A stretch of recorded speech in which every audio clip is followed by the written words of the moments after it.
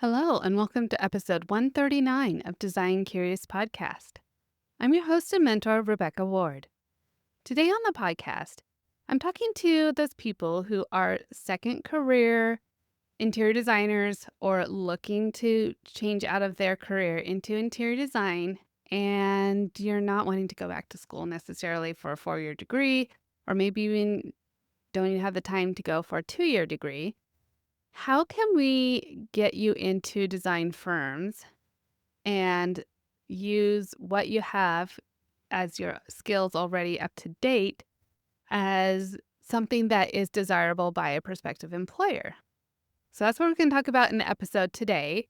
Definitely something I work on with people in my design mentor. I know it's challenging to try and get hired when a lot of positions say that they need a degree in interior design. And even if you don't have that, doesn't mean you can't apply for the position. And there's ways to make yourself desirable to that prospective employer without the degree. Of course, the degree is great if you have time to go back and do that, but not everybody does. So we're going to talk about that today. Okay, so let's get into it. You're now listening to Design Curious, a place where you, creative one, are here to learn about what it really is like to be an interior designer. And I'm your host and mentor, Rebecca Ward.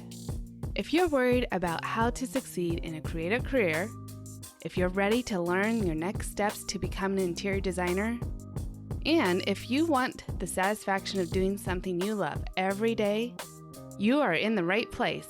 Grab a coffee, a notebook, and let's dig into today's episode. Okay, let's talk about how to make you marketable to other interior design firms. This would be likely residential firms that we're going to be talking about today.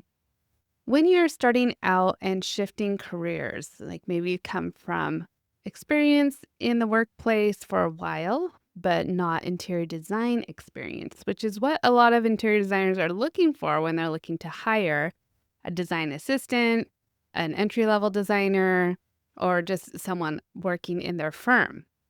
Just because you haven't been an interior designer before, or you haven't had your own projects or done anything professionally as a designer, and maybe you've just come out of school or you've taken a certificate program or something, that doesn't mean that you're not marketable to a prospective interior design employer. This is exactly the type of thing I talk about with my mentees in my design mentor. If you're interested about what skills of yours are transferable, then you can get in the program and we can talk about it, because everyone has a unique history and path that brought them to this point. And you do have experience, you have life experience. And keep in mind, when you are applying to work for an interior designer, likely they are a smaller firm. Maybe they have only a few employees. Some of them are larger, and it might be harder to get into those doors. But the smaller firms, maybe it's a solopreneur who's finally ready to get some help, some boots on the ground, help with installations or anything like that. They will require that you wear a couple different hats often. You're not just going to be designing. So those other hats that you need to wear, you likely have some experience doing that. So let's talk about what kind of skills an interior designer might be looking for when they go to hire you. One of the main ones that is really transferable is project management. Doesn't matter what industry you're coming from. Oftentimes there is a project management process that you have to go through to take that project or whatever it is that your team's working on from start to finish. And it's that process and understanding there's a system, making sure there's checkpoints, staying on task, following up. All those are skills that are transferable and things that you should be talking about when you want to seek employment for an interior designer, because that's going to be really useful for them. Maybe they don't have as much of that skills. And so you can definitely benefit them in that way by being super organized or efficient or just loving systems. That's great. If you love spreadsheets and you love helping other people get organized, that's going to be another thing that lights people up. It gets interested in you. If you've worked a lot with clients, maybe you've done retail or maybe you've done sales. That's a huge part of interior design because you're dealing with people all the time. You're hand holding the client, you're selling designs, you're selling product, and those skills are definitely transferable. If you've been creative in any other way, maybe you were in the event planning space or weddings or graphic design, that is all creative process, very similar in the way that interior design runs its process. So those skills are very transferable. Sometimes at first glance, though, if you just say that you were a graphic designer, that prospective employer is not immediately going to think about those transferable skills. So it's important to spell it out for them in your cover letter or if you're talking to them in person or on the phone. All those things. And then if you have business skills or accounting skills, I'm telling you, these things are what I look for when I'm hiring someone. I'm like, oh, you worked for 2 years as a bookkeeper here, or you got a minor in business. That is going to be great because I need someone to bounce ideas off of a business or just whatever, help me like another set of eyes on this, someone who has experience in it. I think all of these things will be helpful and transferable. So just because you don't have interior design drafting skills or you've never done that before or put together a mood board doesn't mean that, first of all, you're not hireable because you already have so many life skills. But secondly, those can easily be learned while you're waiting to get hired. So take a look at your past. If you're in this position, just write down your job descriptions that you've had, and then let's extract from that this transferable skills into interior design. It's not all creative like we've been discussing here on the podcast. It's like 20% creative, right? Like you can't always just be in this wonderful flow creative state. Yes, we get to design the project, but then there's all those pieces that go alongside it. The people part, the systems part, the management part, the selling part. So you probably have something that will transfer. I'm taking a break in the episode to talk about our episode sponsor, Cozy Earth. One of the things to consider for your clients as you're looking for the betterment of their home is how they are sleeping. It is very important to sleep well because that helps your brain function properly.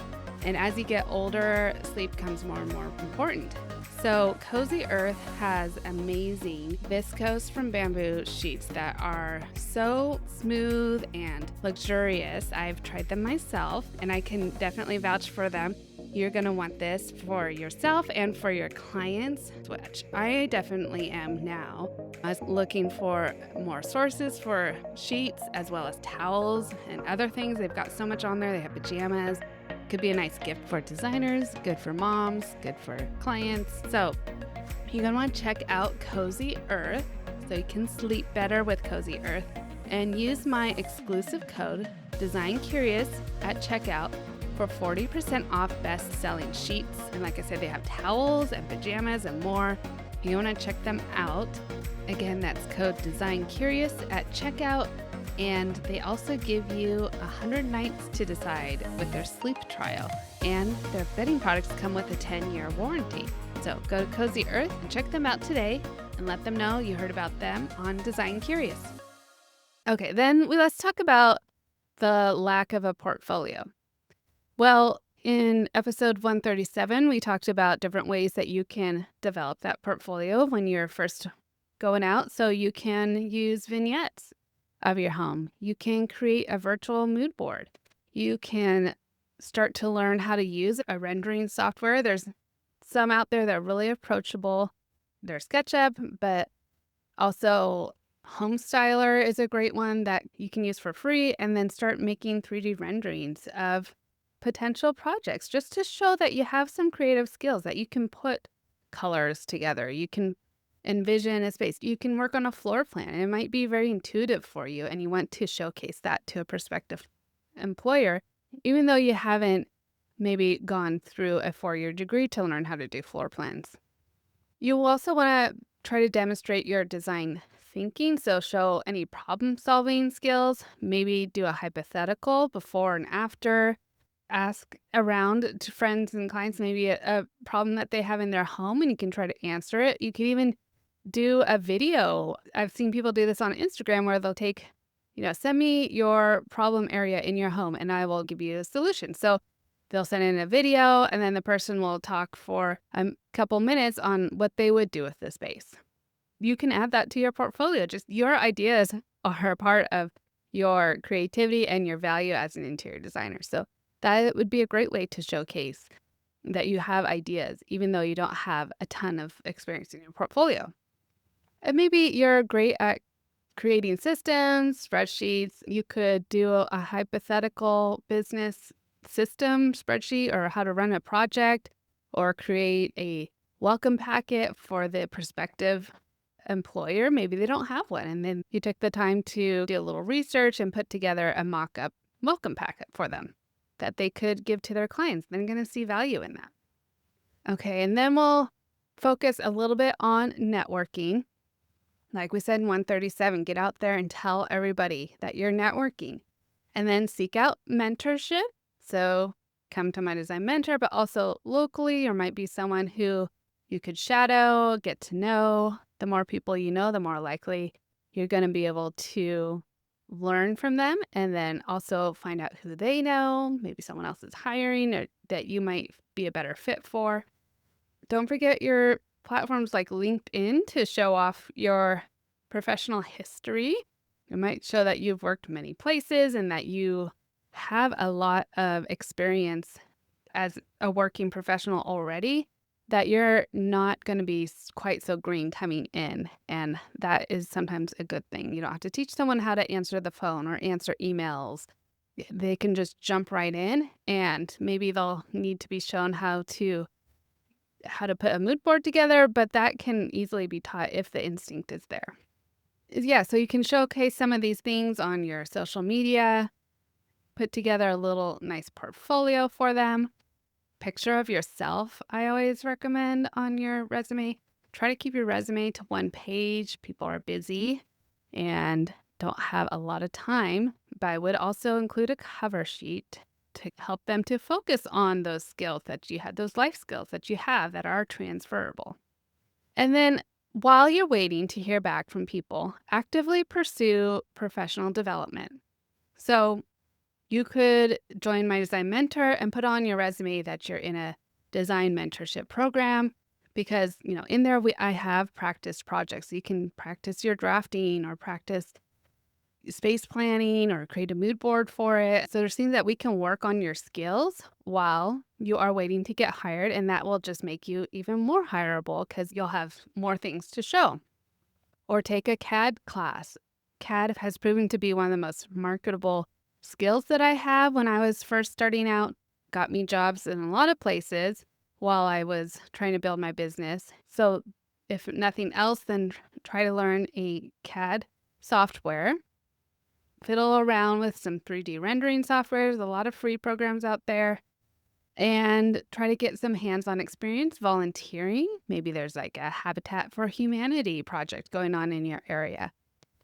Also, you can seek out aging in place certification like I talked about in a previous episode. There's a lot of other certification. There's like sustainable design certification. So if there's like kind of a niche that you're looking for, or that a company that you want to work for is focused on, it'd be great to take that certification. Doesn't mean you necessarily have to have a 4-year degree behind it, but if you have some kind of structured schooling, that is great and definitely marketable. So to recap all of this, the main strategy to make yourself marketable to a prospective interior design employer is to focus on your life skills that are transferable, networking with people, and pursuing education, continuing education. Develop a little bit of an online presence so people can see some evidence of your skills. So if you need help updating your portfolio or identifying those transferable skills, think about joining my design mentor. And if you liked this type of episode, let me know so I can do more things like this in the future.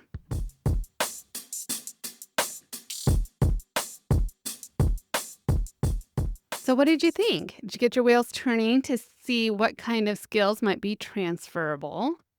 I know you have some. So let's do a little work and get you out there and get you working for some other designers, because sometimes that's the best way to get experience. If you're not quite ready to start your own business, or really you don't have a desire to start your own business, but you still want to be an interior designer. Not every interior designer has to be a business owner. So let's talk about other ways to do it, right? That's why this podcast is here. I hope you enjoyed today's episode, and I would love to hear from you of any other topics that you're interested in hearing on the podcast.